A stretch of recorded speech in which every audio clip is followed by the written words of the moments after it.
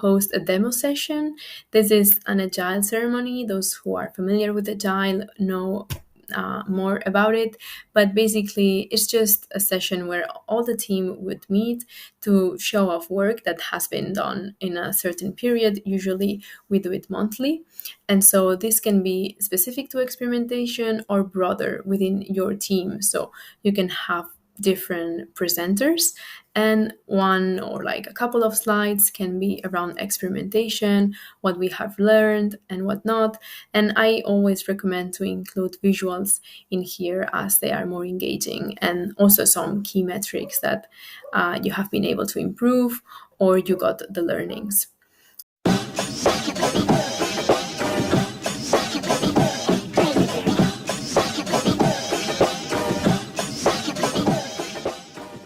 Hello, I'm Cristina. I'm the site merchandising manager at Vistaprint, overseeing the site merchandising strategy for 9 European markets.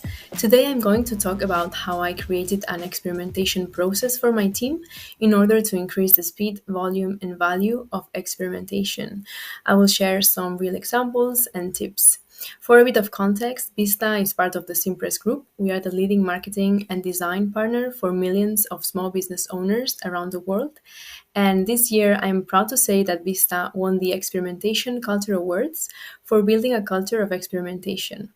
I couldn't be happier to be part of this team as experimentation ambassador, a key role on this accomplishment that I took over a year ago and that I will explain more in detail in a second.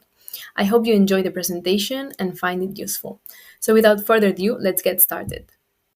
In this view here, I try to visualize how we are structured at Vista and what the different roles and skill sets there are to effectively run experiments.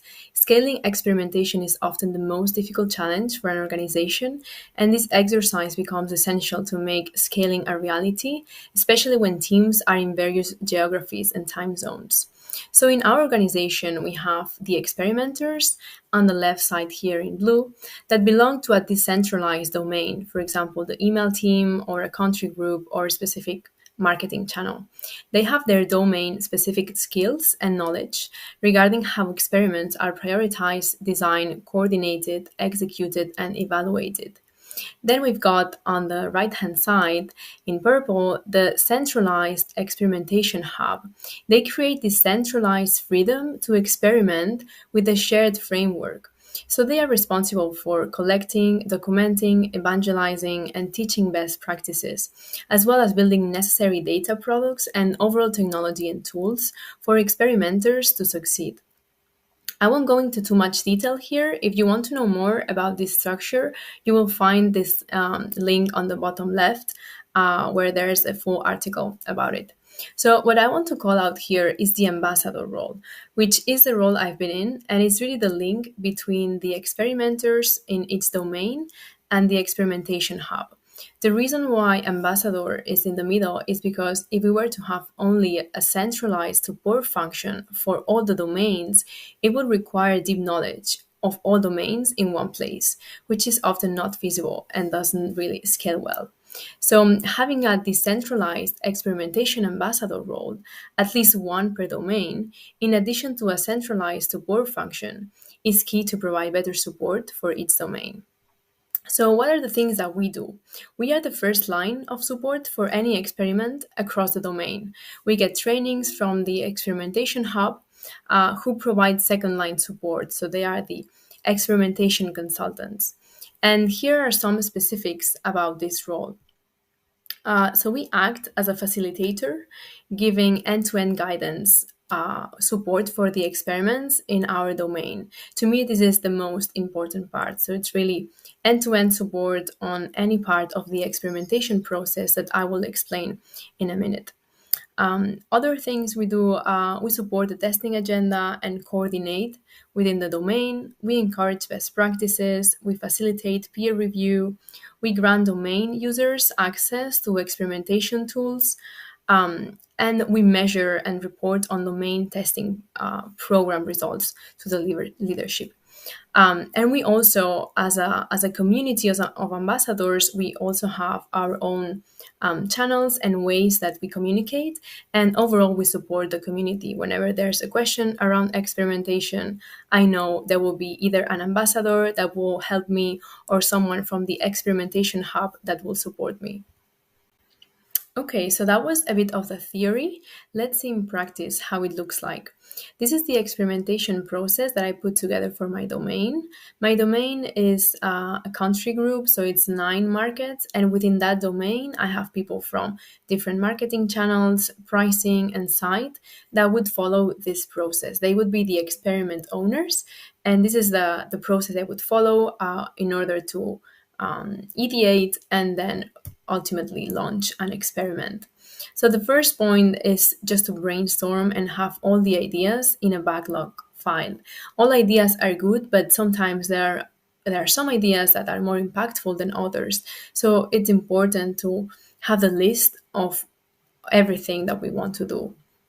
And then the next step for these experiment owners is to review their ideas with analytics. That could be a dedicated analytics person or open hours. We used to have open hours every Friday where people would jump in if they had any questions around how to how to size the opportunity.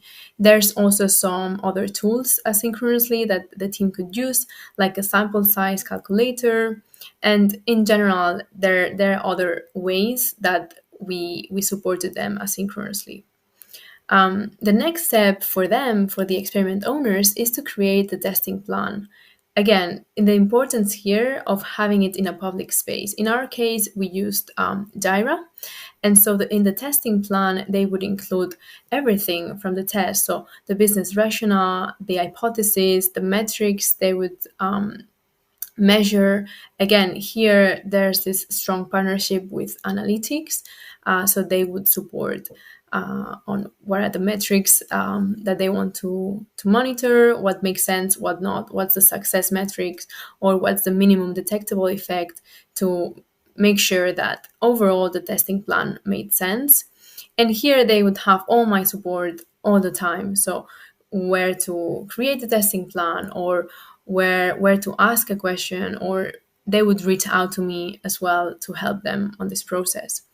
And so after that, they would partner with the teams to develop the test variation. Sometimes it's the email team needs support from the site team because they need to create a landing page or something. So I will share an example in a minute, but there are collaboration between different teams. So again, here it's important to coordinate on the timings to make sure that the test will be executed on time. And then the next step is just to set up QA and launch the test, and just get the results. So obviously, the test owner is responsible for monitoring the results and afterwards identifying when it's significant or when to stop the test. So they will get the results. And the most important part for me here is to update the testing plan. So like the testing plan is really end to end source of truth of everything that's related to that test, or even tests that are consequent of that. So in the testing plan, it's good to link, okay, what's the next step? What happens after this, after we got this learning? And so once the testing plan is updated, we want to share broadly. So there are different ways to celebrate success that I will explain later in the presentation. But this part, I consider it very important to really increase the volume and enthusiasm within the team to run more experiments. So let's take a real example. Let's imagine that the email team wants to understand what's the value of building a specific landing page for their campaigns, as opposed to driving traffic directly to the homepage. So someone within the email team is the experiment owner of this test. So they've got their email. What they want to experiment with is what happens after customers click on this hero on top. Can we drive traffic can we split the traffic into 2 pages? One is a landing page that the site team owns, and the other is just the homepage that the site team also owns. So once they have this idea and they have sized it with analytics, what's the next step? So the first thing they would do is they would create a testing plan in a public space. Again, in this example here, it will be in Jira, that's what we use, and they will validate with analytics all the metrics to monitor, to test the success metric, the minimum detectable effect, how many customers they need in order to reach significance, and so on. So everything is documented. Next, they would request the variations to the site team, which is the team that owns those pages in this particular example, and they would agree on the timing. So, whether it's 1 week or 2 weeks that the site team needs in order to build those pages, so they would agree on that. And here, again, the ambassador is supporting all the time. As I said, it's the first line of support for the experiment owner, in this case, someone within the email team. And after that, we would just QA and launch the test. Once a test has been launched, the experiment owner, in this case, someone within the email team, would monitor the metrics. And so, in this particular example, because it's just an email drop, then we would just wait a couple of days to get most of the traffic. And so, we will get already the results in very few days. But sometimes a test can take up to 4 weeks or more to get the results. So it's important to monitor the results on a regular basis to make sure nothing is off. And so after that, the email representative would then update the testing plan with the results, and they would share broadly. Again, here they would have my support to make sure that the testing plan contains all the information. And so, and in terms of how to share broadly, which I will explain in a second. And after that, we would just continue experimenting. We would take the learnings. And as I said before, it's important to update the testing plan with information on why was this test important and what's happening next. What are we doing next? Are we rolling it out? Are we experimenting with a different variation or whatnot? And we're coming to the end of the presentation. Here I listed some ideas to share learnings and celebrate success. Again, I would like to highlight the importance of having everything documented in a public space, meaning anyone in the company can access that experimentation plan and can see your experiment end to end. And if it's well explained, literally anyone that is not expert in your domain would be able to understand. That's how I think it's important to write everything well and making sure there are attachments of how the different experiences look like and so on. And so some ideas, some of them I've tried within my team, others I'm hoping I can try soon. The first one is to host a demo session. This is an agile ceremony. Those who are familiar with agile know more about it, but basically it's just a session where all the team would meet to show off work that has been done in a certain period. Usually we do it monthly, and so this can be specific to experimentation or broader within your team. So you can have different presenters, and one or like a couple of slides can be around experimentation, what we have learned and whatnot. And I always recommend to include visuals in here as they are more engaging, and also some key metrics that you have been able to improve or you got the learnings.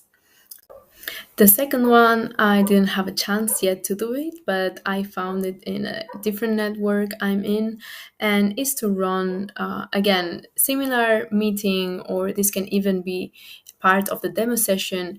It's about guessing the winner. So you would present your experiment and the two variations, ideally with some visuals, and then people would have to guess which one was the winner.